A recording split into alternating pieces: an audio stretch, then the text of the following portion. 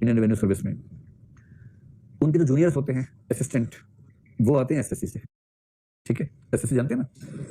और एसएससी में क्या पूछते हैं, गणित आनी चाहिए, रीजनिंग आनी चाहिए, इंग्लिश आनी चाहिए। और वो गणित, रीजनिंग, इंग्लिश में इतने इतने हाई लेवल के लोग होते हैं, जबरदस्त उनकी पकड़ होती है इन चीजों में। रीजनिंग, उनसे आप रीजनिंग चलते पूछिए, सभी जगह कुत्ते पड़ेंगे, हाँ चलो आगे बढ़ो, सारी कुत्ते गिलास हैं, ऐसे जवाब देंगे इतना बढ़िया। और वो बनते हैं रेवेन्यू में असिस्टेंट।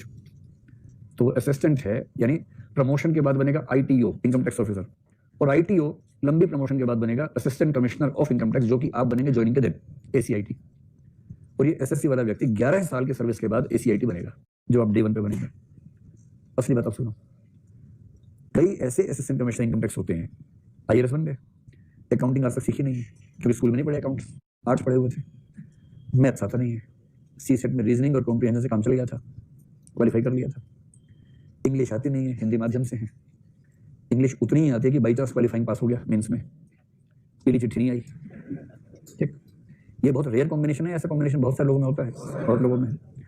और इंटरव्यू ठीक से हुआ, सीधे आईआरएस में लैंड किया, ट्रेनिंग हुई आईआरएस की, ट्रेनिंग में आते हैं सीए, इनकम टैक्स एक्ट सिखाते हैं, और इस आदमी का दिमाग का धुआं हो जाता है इनकम टैक्स एक्ट समझ के। इनकम टैक्स कैलकुलेशन सिखा रहे हैं, कॉर्पोरेट टैक्स कैलकुलेशन सिखा रहे हैं, उसको लग रहा है कि अरे यार औरंगजेब कहाँ चला गया। हमें तो उसमें मजा आता था, ये क्या क्या सिखा रहे हैं हमें, और क्यों सिखा रहे हैं। उसके बाद फाइनल हो गया, ट्रेनिंग पूरी। ट्रेनिंग में पास करना ट्रेनिंग एकेडमी की नैतिक जिम्मेदारी होती है, वरना यूपीएससी पे सवाल उठ जाता है। अब इसे कह रहा हूं कि 90% केसेस में असिस्टेंट्स को लगता है कि ये आदमी बना कैसे आईआरएस। 90% केसेस में ऐसी स्थिति होती है। मतलब आईआरएस ऐसे भी आईआईटी वाला था और आईएएस एग्जाम दिया, आईआरएस हो गया, जब वो बन गया तो ऐसे थे, प्रभु आप आए आईआरएस बन गया, तो प्रभु वाले मूड में रहते हैं। कोई ह्यूमैनिटीज वाला, हिंदी माध्यम वाला पहुंच जाए वहां, जिसको मैथ्स के नाम से भूत आता हो जिसको, फिर देखिए असिस्टेंट्स को धीरे धीरे क्या होता है, काम सारे असिस्टेंट करते हैं। कोई काम है सर बोलते हैं भाई तो सब देख लो क्या है ये, कुछ इंग्लिश में लिखा, आप देखो क्या लिखा है।